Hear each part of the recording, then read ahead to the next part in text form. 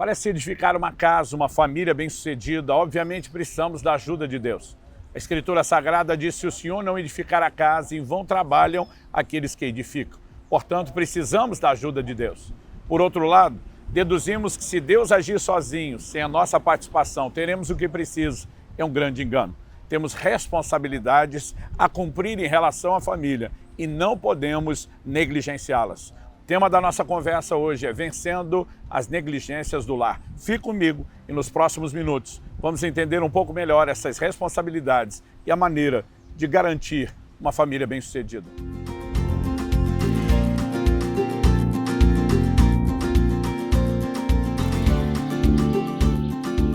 Estou hoje na praia de Jatiuca, em Maceió, passando para trazer mais uma palavra ao seu coração. E o texto que eu quero usar como ponto de partida, como trilho da nossa reflexão, é Tiago, capítulo 4, verso 17, que diz: aquele, pois, que sabe fazer o bem e não faz, comete pecado. Nós precisamos entender que errado não é apenas fazer o mal, e certo também não é apenas deixar de fazer aquilo que é errado. Não podemos simplesmente nos abster do mal e deixar de praticar o bem.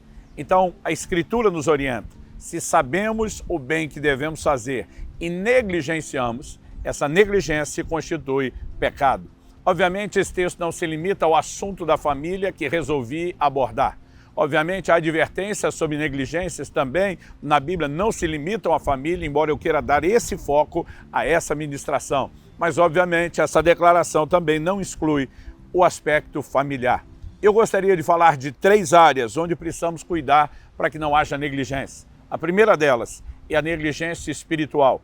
A segunda delas, a negligência emocional. E a terceira, a negligência material. Cada um deles representa deveres que Deus nos deu, responsabilidades e incumbências que nos foram confiadas e, ao mesmo tempo, áreas onde nós não podemos falhar. Em primeiro lugar, a negligência espiritual.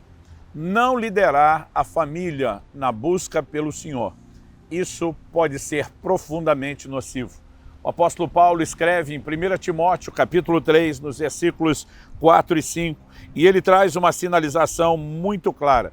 Depois de explicar que aquele que deseja servir ao Senhor deve ser marido de uma só mulher, ele também fala que governe bem a própria casa, criando os filhos sob disciplina com todo respeito. Pois se alguém não sabe governar a própria casa, como cuidará da igreja de Deus? Nenhum ministério será eficaz cuidando de outras pessoas se começa por negligenciar a própria casa. Há muitos tipos de cuidados que nós vemos na Bíblia, mas o cuidado espiritual é responsabilidade de todos. Obviamente, o homem, como cabeça do lar, é responsável pelo cuidado de toda a família.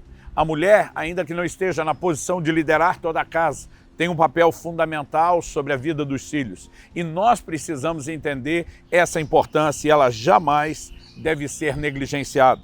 A instrução em relação àqueles que desejam o ministério não é porque apenas esses deveriam ter uma família diferenciada, mas porque eles devem servir de exemplo para os demais. Então a família do ministro acaba se tornando, ou deveria se tornar, uma referência para os mais novos que estão abraçando a fé. Em Tito, no capítulo 1, nós lemos a partir do verso 5.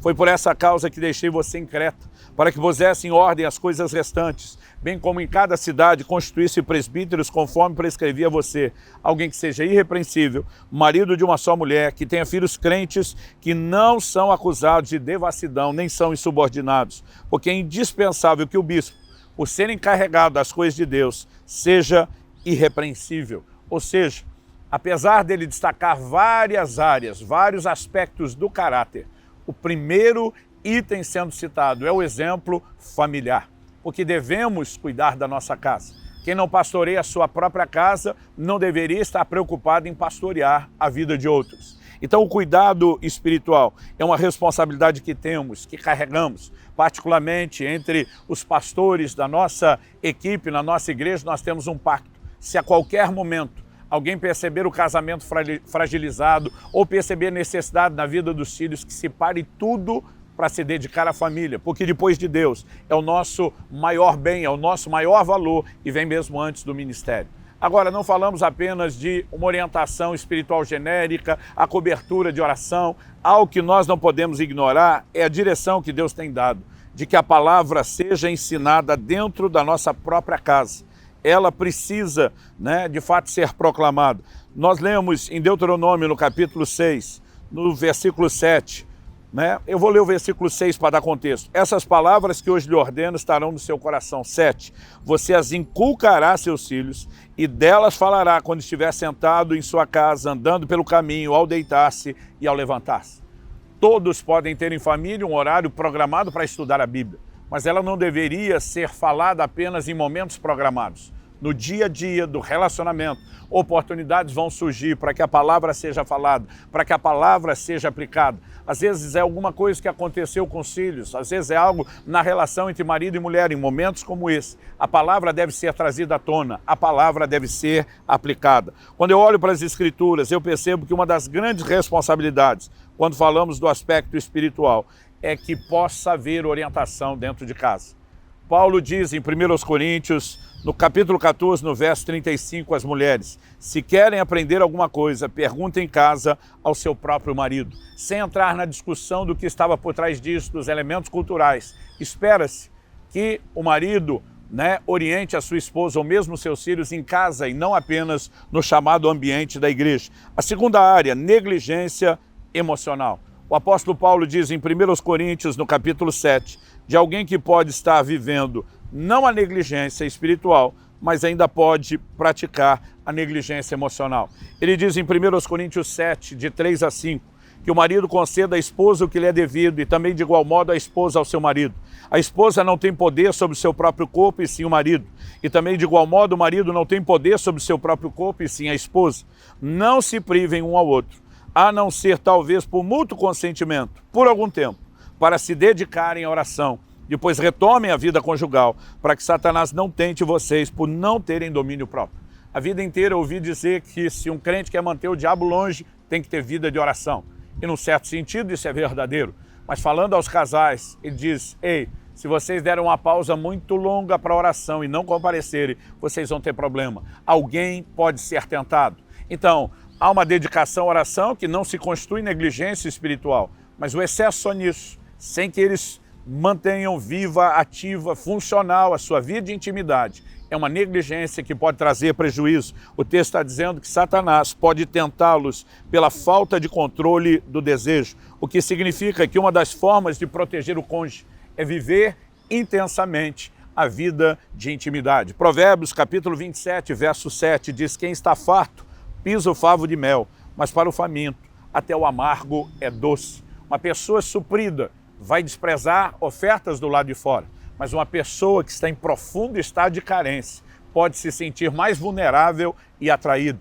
E nós precisamos entender que se a Bíblia nos orienta a lidar com isso de forma prática, não adianta apenas espiritualizar. Ah, mas eu oro pelo meu casamento. Ok, mas além de orar, você precisa estar presente, você precisa entender a importância de estar lá. E quando falo isso, não quero apenas limitar essa questão da negligência ao contato físico.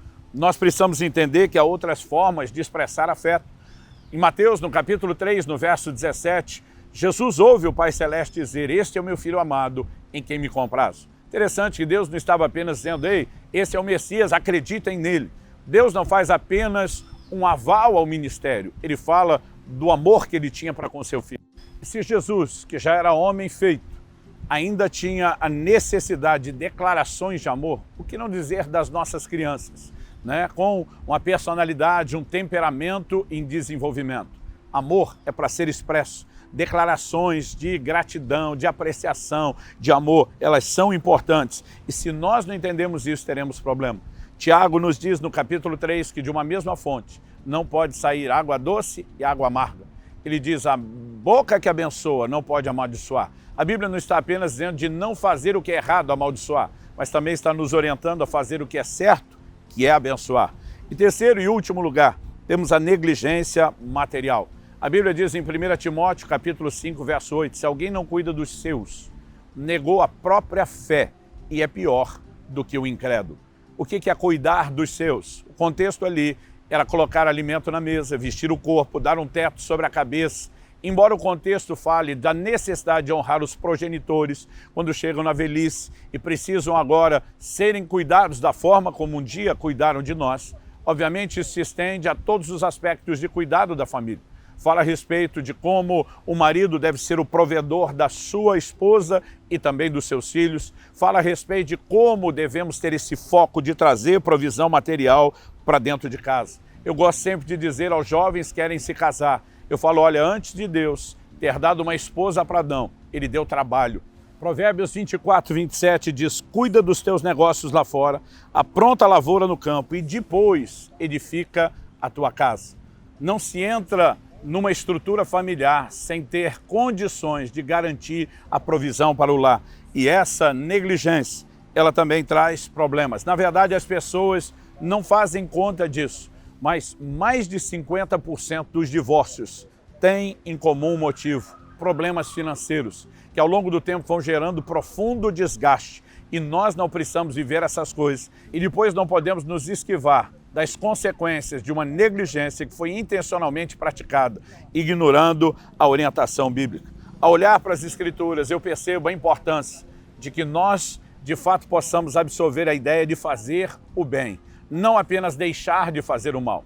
Então não é apenas não falar de uma forma ruim, pesada, agressiva no lar, mas é ter a palavra sempre temperada com sal, como diz as Escrituras. É falar de modo agradável. Não é só não xingar, é elogiar, é apreciar. Não é apenas não ser hostil, é ser amoroso, é ser carinhoso. Nós precisamos trazer para dentro das nossas casas o coração, a revelação do coração de Deus, de um Deus que é amoroso, de um Deus que é generoso, de um Deus que é doador. Se andarmos nesse trilho, viveremos o plano de Deus. Se o negligenciarmos, as consequências inevitavelmente se seguirão. Que Deus nos ajude a fazer a escolha certa.